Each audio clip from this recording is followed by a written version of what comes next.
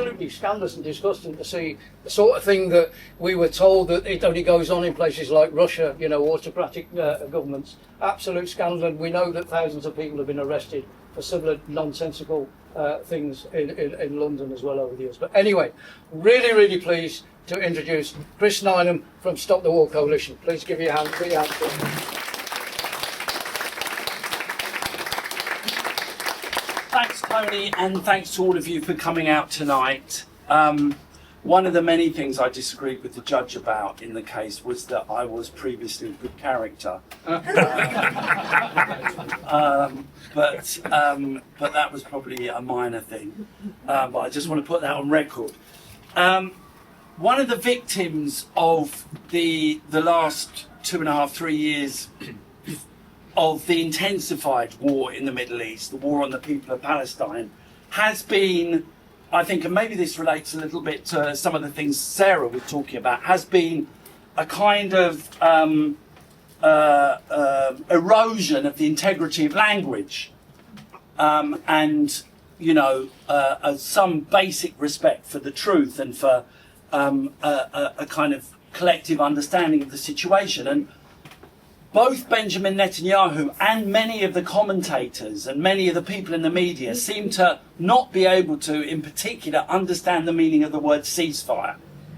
Because if you are occupying half of a foreign country, which Israel is, Lebanon at the moment, and at the same time killing members of their armed forces, you are not participating in a ceasefire.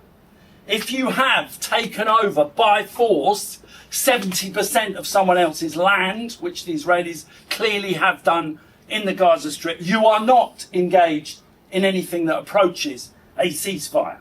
If you are firing rockets at civilian centres, as the Israelis are in Iran right up to this moment, then you are not in any sense involved in a ceasefire. In fact, you are actively breaking it. And that has to be understood as the context in which the discussion is taking place. It's a kind of a fantasy discussion because this is not accident. The reality of the situation is that what the Israelis are doing and are engaged in is policy. The Netanyahu government has developed such a deranged sense of the world that they believe that there is no future for the Israeli state. And in a sense, you could argue this is the logical culmination of Zionism anyway. But they believe that there is no future for the Israeli state apart from permanent war to create a greater Israel. And that is the kernel of the problem. That is the crux of the problem in the Middle East, which is one that is basically unilaterally ignored by the commentariat, by the media, and by the vast majority of politicians when they speak about the situation. I think it is important, however, to understand that this is a war that Israel is losing. This situation, this war that it is pursuing, is isolating Israel on the world stage. It is creating a permanent crisis in the Israeli state. And it is also creating a situation in which the US's power, or accelerating a situation in which the US's power, Donald Trump's power in the world, is diminishing on a daily basis. What has happened in Iran is likely to be seen historically as one of the biggest humiliations that the US empire has ever seen. Certainly the biggest humiliation since Vietnam. It may turn out to be even more significant than that. And the depth of the problem for both Israel and the US was underlined when Donald Trump said, and when you have the most reactionary president in US history, the country that has kept Israel afloat for generations, when you have the US president saying to the president of Israel on the telephone, "You're effing crazy. You'd be in prison if it weren't for me. I'm saving your ass. Everybody hates you now. Everybody hates Israel because of this." then the Israeli state really should be seeing the writing on the wall. The situation is shifting. It's in a sense, there's a logjam, and there's a big danger that the Iran war will continue to go on, stop-start, for a period of time. But the reality of the situation is that power is ebbing away from the United States and ebbing away from the Israeli state. And, you know, that's why I believe that we have this situation where even some leading Labour politicians are now starting to become a little bit more critical about what Israel is doing. We had Emily Thornberry, we had Wes Streeting speaking out in quite strong terms against what Israel is doing, and our answer is obviously good that you have finally realised that we've been right all along, but talk is cheap. It's easy to say these words. The question is, are other MPs in the Labour Party going to start to put pressure on the government, on the Labour leadership, to abandon its diplomatic, political and military support for Israel? Because we have to understand, and this is why the issue is so contested and is so intense in Britain. If Britain did break its support from Israel, if Britain were to break from Washington, it would cause a massive tremor across politics, across geopolitics around the world. Because although Britain is not that important in terms of its military supplies to Israel, it does continue disgracefully and criminally to supply Israel with weapons.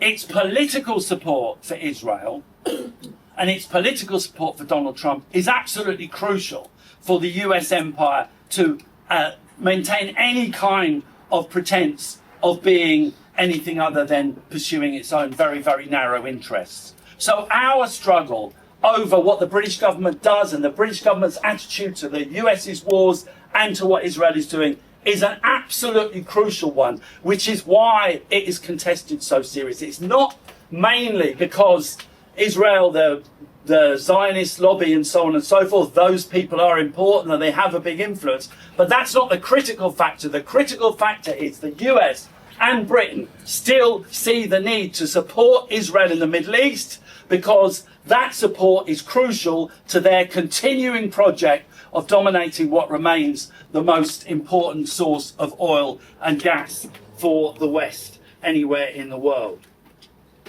So we end up in this absurd position where 4 activists tomorrow will be facing terrorism charges for actually trying to do something non-violent against a genocide in which even members of the government are now openly critical.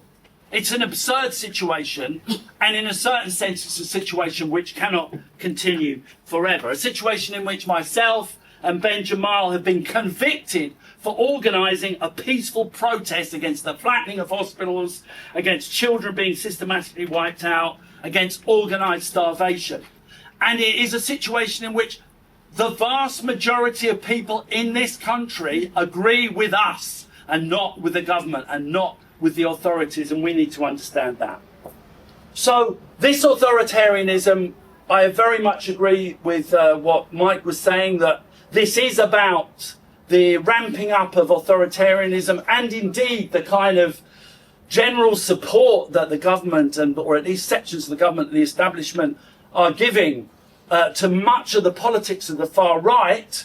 This is about Palestine, but it's also about more than Palestine. I think 40 years of neoliberalism and war, 40 years of cutbacks, of increasing military interventions around the world have led to a situation where our society is becoming dysfunctional, as Sarah was outlining, that in education. But every institution, every element of society, every part of the infrastructure in this country is crumbling, is dysfunctional, is falling apart because of that, the politics and economics that have been, and the foreign policy actually, that has been promoted over the last 40 years. And that is beginning to come home to roost. And the establishment know, And the ruling class know that people are angry about it, and that people feel betrayed, and that people want to see some action, and they want to see some change. And that's the context for the authoritarianism. That's the context for the increased repression. They're afraid of us. That's the context for measures which are deliberately creating the conditions in which the far right can grow. The aim, I believe, is to intimidate us, frankly. The aim is to make us feel powerless. The aim is to make us feel as if we cannot influence the situation in any way. And it is absolutely crucial that we don't succumb to that pressure and to that assault and onslaught. Nothing actually could be further from the truth. The political situation is extremely volatile. And it's not the case that it's simply shifting to the right, as we saw in the local elections. And one of the reasons why so many people voted Green, there was a recent poll, someone quoted it to me earlier tonight, a recent poll showed that Palestine was actually one of the main reasons why people revolted against Starmer to the left and voted for the Green Party. So it's not true that we're making no progress, that we're having no impact on society. And remember that at the start of May, the government, all the newspapers, the BBC was egging on the police to ban the demonstration on Nakba Day. The police gave over disgracefully. They gave over the centre of London, the political centre of London, to a fascist-led, openly racist, openly Islamophobic protest. They relegated us to the bourgeois shopping districts of Knightsbridge in the belief and the hope on their part, and that's how bad it's got, that the Tommy Robinson demo would be massively bigger than our demo, that people would be frightened from demonstrating and intimidated about coming to London. But the opposite happened on that day. On that day, 250,000 people came out in the face, and I congratulate all of you, any of you who came or were part of mobilising for that protest, because it was deeply inspiring that people were not intimidated by that assault by the state, by the media, by the politicians, but actually did come down to London, knowing that there might be a confrontation with Tommy Robinson's people. And on the day, we outnumbered them 4 or 5 to 1. And that was a very, very important victory. And one of the lessons of that protest and that demonstration for me was that they can say all they like about we're going to arrest you, we're going to stop you protesting, we're going to ban you. But the moment, a week or so before the demonstration, when the police started to realise that there was going to be a huge turnout on our side, and perhaps Tommy Robinson wasn't going to deliver the numbers they wanted, they started changing their tune. Oh yes, we'll give you a tour of the route. On the morning, they were like, hi Chris, nice to see you. Why was that? It was because there was 150, 200,000 people behind us. And that is the lesson we need to understand in all its elements. One, that there is a huge support for Palestine, which is an incredible thing. When you look back 30, 40 years ago, the number of people who supported Palestine in Britain was tiny. Now it's a majority sentiment. Also that people were prepared to defy what was going on. And this fact that when we mobilise in those kind of numbers, there's very, very little the authorities or anyone else can do about it. The problem we face, obviously, is that the dangers go way beyond what's happening in the Middle East. In many ways, for the European ruling classes now, in particular, what's happening in Europe is more, or what's happening in this part of, not the Middle East isn't the crucial question for them. They are more worried about the fact that that Trump may be abandoning NATO. They're worried about the fact that, from their point of view, he is maybe no longer a reliable ally, even though they crawl to him like absolute cowards every chance they have. But nevertheless, they're worried about that, and they are using the absolutely mythical and fantastical threat of Russia or China attacking Western countries as an excuse to rearm on a massive scale. And, it's really taking a very, very sinister forms in many countries. 10 countries in Europe now have reintroduced conscription in the last couple of years. There's a huge increase in arms spending. As you know, Germany will soon be one of the biggest arms spenders in the OECD, which is a massive historic break. Every single country is trying to rearm, and of course, a byproduct of that from their point of view, it may even be in many cases the central issue from their point of view, it is an excuse for further cuts to education, for further cuts to welfare, for further cuts to the NHS. Rachel Reeves, who probably won't survive the recent today's announcement of John Healey resigning, but Rachel Reeves has been going around to every ministry in the last few weeks demanding a 1% cut in spending in every single ministry in order to pay for more arms spending. John Healey's now resigned. That is going to massively increase the hysteria around this question. And we have to call it out. We have to organise against the cuts. We have to organise against the wars, but we have to call out this propaganda.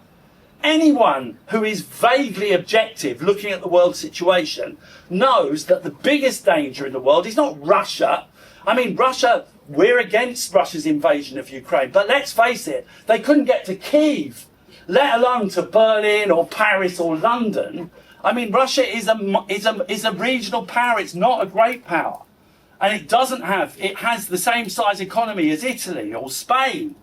So the idea that Russia is some sort of immediate threat to British security, there was a general on the radio the other day, literally on the Today programme, who said Russia is attacking Britain every day. It's like they're living in some sort of fantasy land, but they are trying to whip up this war fever. And it's crucial that we oppose it, and that we say the biggest threat, the obvious threat to world peace is the government that has removed the president of Venezuela, that is threatening to take out the Cuban government, that has bombed Iran, that is backing Israel to the hilt, that has threatened Greenland, that has threatened Canada, that has threatened God knows where else. There can be no question, and we have to keep turning it back to that. And this is not just a question of the Trump administration either, it's a question that goes back further. The war in Iraq, the war in Afghanistan was the moment, in my view, when the world started to be destabilised on a new scale, when politics became toxified in so many different ways, increase in Islamophobia. Fake news began with Tony Blair, let's remember that. Yeah. That politics has been poisoned by these wars, these Western wars, and we have to make sure that they are the target of the movement, and a very, very big movement it has to be too. We have public opinion on our side. There's always a danger on the left, in my opinion, of feeling, because the establishment is so united for war and so united for Israel, apparently, publicly, there's a danger that we feel as if we are an embattled minority, that we are up against it. Look at the opinion polls. It's a great thing to do these days. 75% of the population thinks Trump is making the world a more dangerous place. 65% of the population supports Palestine over Israel. When asked, do you want to see an increase in arms spending if it means cuts to the NHS? It's like 5% of the population support that idea. Public opinion is basically with us, but we have to get organised. That is the crucial thing. And what we have to be arguing for is not just a break from Donald Trump, in my opinion, but also a break from Washington in general, a break from the foreign policy that has caused such damage around the world over the last half a century, you could say, but certainly in particular over the last 2 or 3 decades. But we need to argue for that break, not in order to build a new European military alliance, but to build a new foreign policy that is based on diplomacy, that is based on justice, that is based on peace. And this is what the population of this country want. So I do believe that this issue of arms spending against social spending, of weapons against wages, of war against welfare, I believe this is the issue of our age. And we have to put it centre stage in the unions. We have to knock back the nonsense coming out of the Unite leadership and the GMB leadership. We have to fight an absolute battle against these ideas, because there is no way we will be able to fight the cuts and austerity if we don't fight at the same time the propaganda of security and war that is being used to justify it. We have to take these arguments on head on and defeat the enemy. And as I say, I don't think it'll be difficult, but it has to be done. Now, that's why Tony mentioned next Saturday's international anti-war conference in London, which I know it's a long way down there, but if you can get to it, I do really recommend it. Mustafa Barghouti's coming over from Palestine. The Genoa dockers are going to be there in person. The Greek dockers are going to be there in person. The German school students who've organised the strikes against conscription that you've probably seen on social media are going to be there in person. There's going to be 1,000 people there from Europe. There's going to be another 2,000 people from across Britain. It is going to be a moment where we are going to launch a continent-wide and international movement for welfare, against warfare, and against the drive to war and militarism. If you can't do that, do come if you can. But if you can't do that, please, we have to strengthen the movement everywhere. The reason they didn't move against us, as I said, over the Palestine demo was because the Palestine movement is so strong, has such deep roots. We need to continue to build it and continue to deepen it. But we also need to build a movement against the wider drive to war and militarism. It's easy at the moment, looking at the pictures on the media and the horrors of the pogroms that are starting to take place pretty much every summer at the moment. It's easy to become demoralised. It's easy to become defeatist. But it's absolutely crucial that we don't, because what is happening is there is a clear minority that is being attracted to far-right ideas, but the vast majority of people oppose them. That's the truth. If you look at the opinion polls, you can see it time after time. How many people support the vicious attacks on black and brown people that are taking place in Belfast at the moment? It's a small minority of the British population, but our job is to get those people organised. Our job is to bring those people together. We need a movement in every university, in every workplace, in every community, in every school up and down the country that is based on class demands, is saying we need welfare, not warfare. We need wages, not weapons. And if we do that, we can pull the rug from under the far right and build a movement that can force the government to back down. Thanks very much.